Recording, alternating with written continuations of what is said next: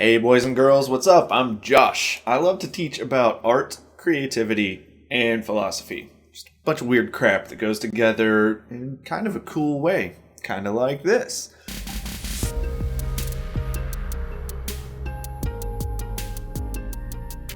So, according to the World Economic Forum, in 2016, creativity will be the third most important skill for employees by 2020, right behind complex problem solving and critical thinking, which are all kind of creative.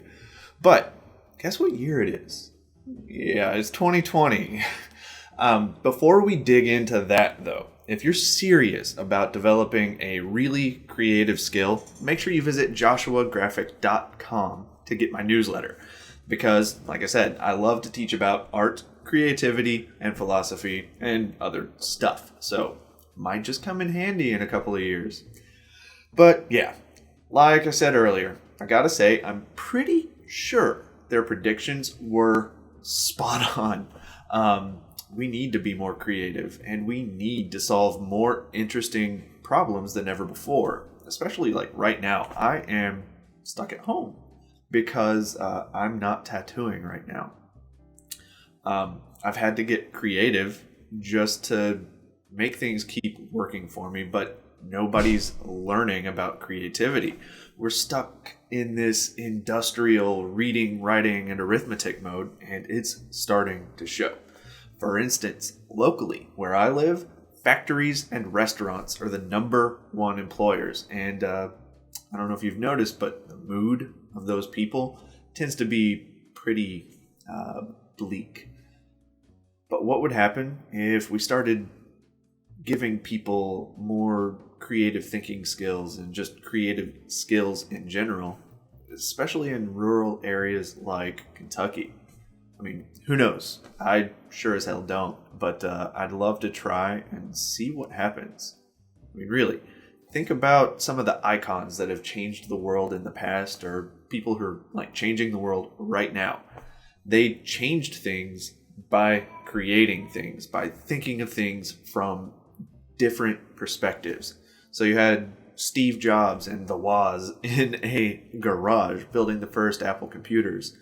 You've got Elon Musk doing everything Elon Musk does. Even like the comedians and actors that entertain us do it by being creative. So it's a super important skill, and that's a lot of babble talking about being creative just to get to this segue. So let's talk a little bit about developing creative skills, because you can. And one of the best ways to foster a bit of creativity, pretty simple. Just pick up a damn pencil and make something. Start creating things and you'll become more creative. Go figure. Personally, my favorite creative skill is obviously visual art. I mean, I'm a tattoo artist, so I draw on people almost daily, most days, unless I'm stuck inside because of coronavirus. But drawing especially is one of my favorite creative skills. And if you think about it, a visual artist has touched everything you see in the modern world. Visual artists literally create the things around you with sketches and schematics. And then one of our local factory workers here starts pressing the parts, putting them together until we have a finished product. Who do you think's having more fun and feels more fulfilled and happy at the end of the day? Who has the higher chance of impacting the world around them? Probably the creative ones. There is a barrier to entry, though. So that barrier to entry that's keeping people from making stuff is called fear. People are afraid to make original art. People are afraid to show their work. People are afraid to do something that takes a lot of time to develop. I mean, if that sounds a little bit familiar to you, there's some good news. So what I try to tell people who are afraid to make art, who are nervous about taking that next step, is this. Stop thinking about the big original work that you want to make, and stop thinking about the fear. Approach your creative skills with a sense of practice. Tackle the basic exercises. Take notes. Copy the work of people you admire and who came before you. Just have fun with it. Practice. See what apples might fall on your head out of the tree that you're chilling under, like good old Newton. Which segues us to something else. Drawing foundations. Up to this point, it's just been my practice.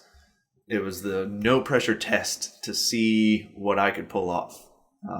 And the final product is in production right now. I'm working my pretty butt off to get it refilmed with a little more polish, some minor and major edits based on the feedback that I've gotten from phase 1. And version 2.0 is only going to be live on JoshuaGraphic.com.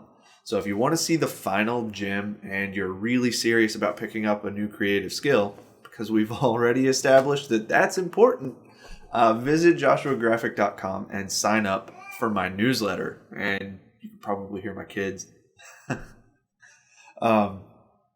Yeah, I'm not sorry. I'm a dad. Get over it. But Drawing Foundations version 2.0 will be coming out in less than a month.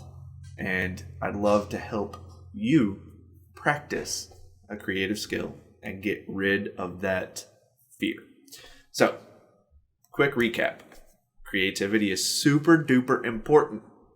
The best way to develop your creativity is with practice, not some sort of pressure to produce a finished work that you show the world. Once you practice, that fear fades away and it gives you a chance to cut loose and see what happens. So, until next time, be creative, boys and girls, and I'll see you soon.